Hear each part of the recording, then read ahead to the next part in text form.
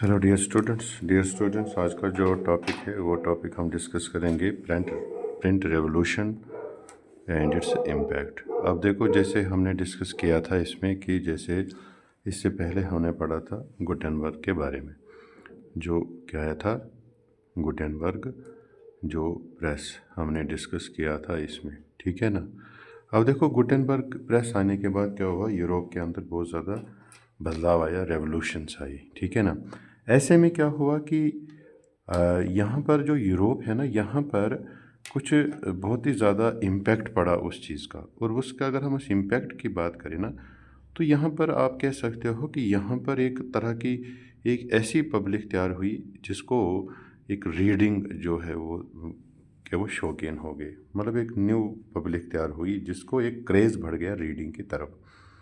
अब बात करते हैं कि ये वाला जो जैसे न्यू रीडिंग पे पब्लिक की अगर हम बात करें, ये जो रीडिंग का जो क्रेज़ था ये पहले क्यों नहीं था।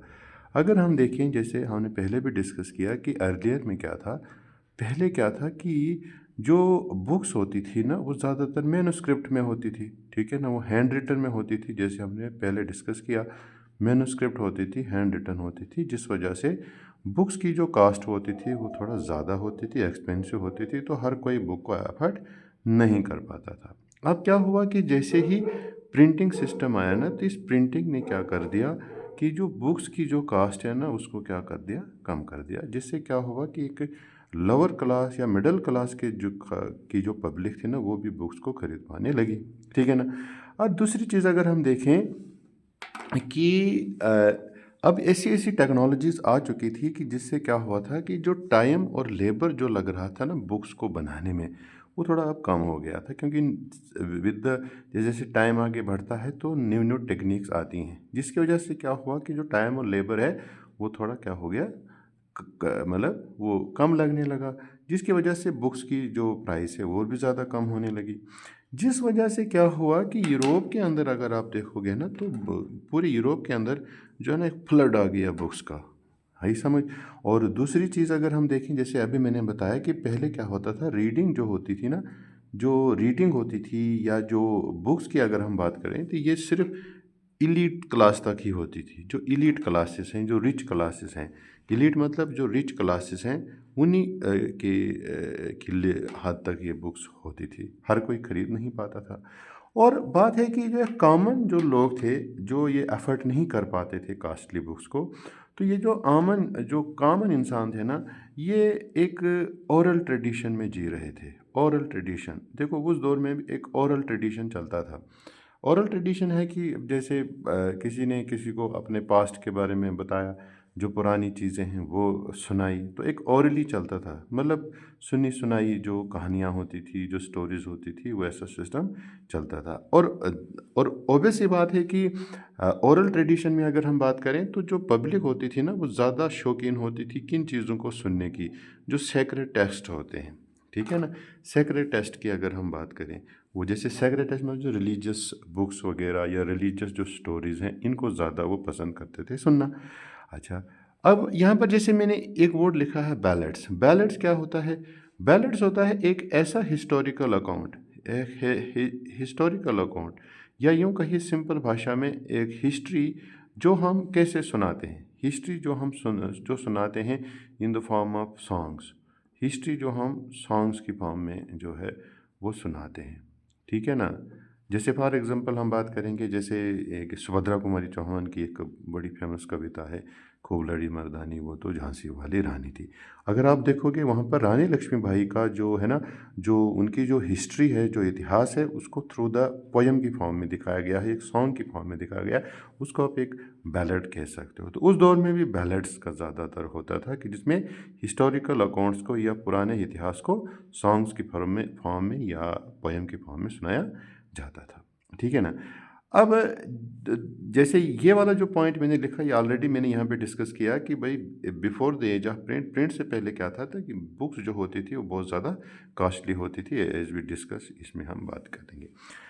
अब देखो, अब इसमें एक चीज़ आप ध्यान रखिए कि भले ही बुक्स जो थी वो बहुत ज़्यादा थी, फ्लड ऑफ बुक्स था, लेकिन लिटरेसी रेट जो था ना, अगर हम देखें 20th सेंचुरी तक, अगर 20th सेंचुरी तक अगर हम देखें तो यूरोप का जो लिटरेसी रेट था वो उतना ज़्यादा नहीं था, ठीक है ना, लिटरेसी रेट कम था।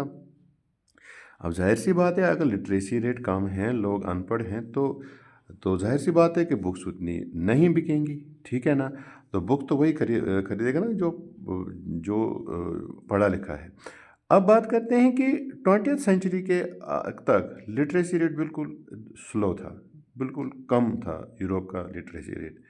अब यहाँ पर जो प्रिंटर्स हैं वो ये सोचने लगे कि भाई किस तरह से जो बुक्स हैं ये उन लोगों तक भी पहुँचे जो लोग बुक्स को पढ़ने के उतने शौकीन नहीं हैं, या जो लोग कम पढ़े लिखे हैं, या जो लोग क्या हैं कि जो इलिटरेट हैं वो भी बुक्स को पढ़ें, उनके अंदर वो शौक़ पैदा करना था।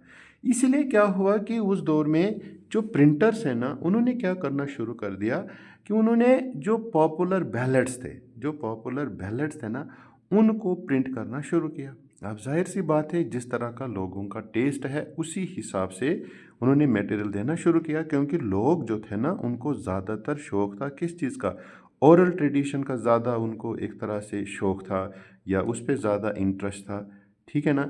इसलिए जो प्रिंटर्स हैं ना, उन्होंने क्या करना शुरू किया कि जो बैलेट्स हैं, बैलेट्स में अभी हमने डिस्कस किया कि जो बैलेट्स हैं ना उन्हीं को प्रिंट करना शुरू कर दिया। और सबसे इंटरेस्टिंग बात की गई कि जो जिन बुक्स में बैलेट्स को प्रिंट किया गया वहाँ पर उन्होंने पिक्चर्स के साथ उनको जो है प्रिंट करना शुरू किया, ताकि जो क्या कहते हैं, कोई भी हिस्टोरिकल अकाउंट है या कोई भी पुरानी जो हिस्ट्री की जो बातें हैं वो थ्रू द पिक्चर भी दिखाई जा सकें और लोगों के अंदर एक इंटरेस्ट पैदा हो। इस चक्कर में क्या होता है कि बड़े सारे जो लोग हैं ना यूरोप के अंदर, वो इन बैलेट्स को पढ़ने के लिए वो सीखने लगे कि भाई हम थोड़ा सीखेंगे कि मतलब उन्होंने सीखा कि कैसे रीडिंग राइटिंग करते हैं ताकि वो बैलेट्स को पढ़ सकें, जिस वजह से क्या हुआ कि लिटरेसी रेट जो है वहाँ पर बढ़ा। अब यहाँ पर क्या होने लगा कि एक ऐसा कल्चर फैल गया कि जगह जगह यूरोप के अंदर जो है ना, वो जो बैलेट्स हैं वो लोग एक दूसरे को सुनाने लगे। जैसे फॉर एग्जांपल कोई भी पब्लिक प्लेस होती थी, वहाँ पर अगर कुछ लोग जो हैं वो बैठे हैं और वहाँ पर एक दूसरे को बैलेट सुना रहे हैं।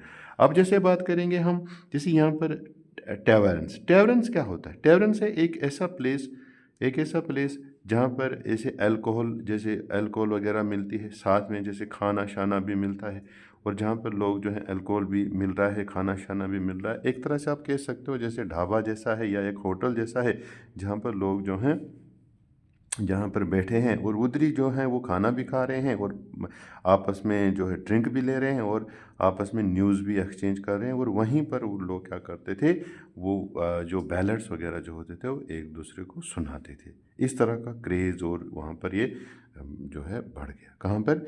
यूरोप की अगर हम बात करें, ठीक है ना। और दूसरी चीज़ अगर हम बात करें कि जो प्रिंट कल्चर है ना, उसने कहीं ना कहीं क्या किया, जो ओरल कल्चर है ना उसको लाया किस में, उसको इन्होंने लाया प्रिंट में। तो यहाँ पर क्या हुआ कि जो ओरल कल्चर है वो प्रिंट होना शुरू हो गया, ठीक है ना। और आहिस्ता आहिस्ता क्या विद द टाइम जो यूरोप है ना उसका लिटरेसी रेट बहुत ज़्यादा बढ़ गया और एक पूरे यूरोप के अंदर इस प्रिंट का एक बहुत बड़ा असर रहा। होप सो स्टूडेंट आपको ये वाला टॉपिक समझ आया होगा। जहाँ पर भी कोई डाउट हो तो प्लीज़ कमेंट में आप मुझे कह सकते हो। Okay students.